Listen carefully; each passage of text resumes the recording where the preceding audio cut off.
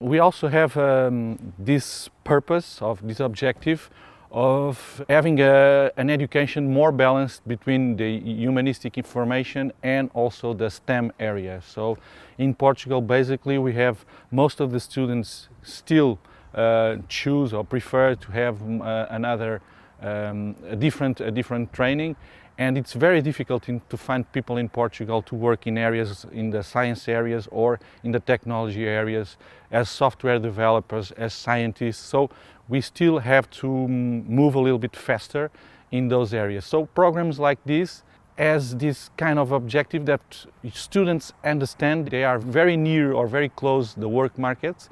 They feel that companies need this kind of people with this kind of skills. And somehow it's interesting for them to understand in a very practical way the needs of the companies. Okay. Well, we measure the pH solution with the pH meter.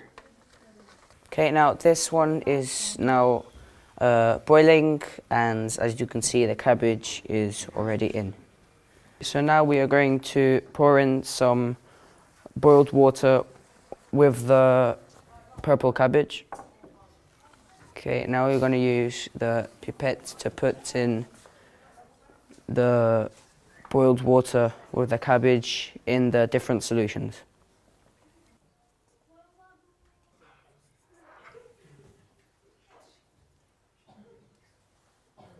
The color of the solutions will change depending on the pH of each solution.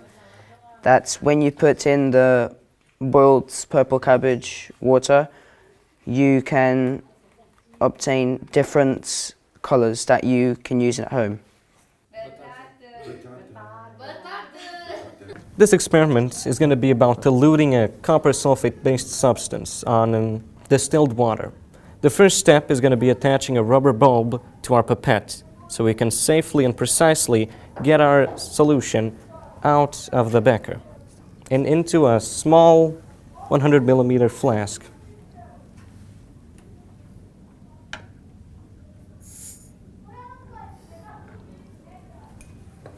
It's a slow and very exact process. We must make sure there's no mistakes.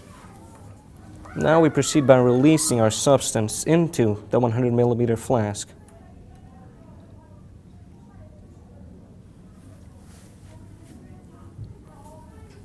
Now that this is done, we're on to the diluting part, where we're going to add distilled water to the solution. It's a very slow and exact process. For safety measures, we make sure to properly hold the base of the flask to make sure we don't actually spill anything. We make sure to not fill the flask completely so there's room to actually mix the substance properly.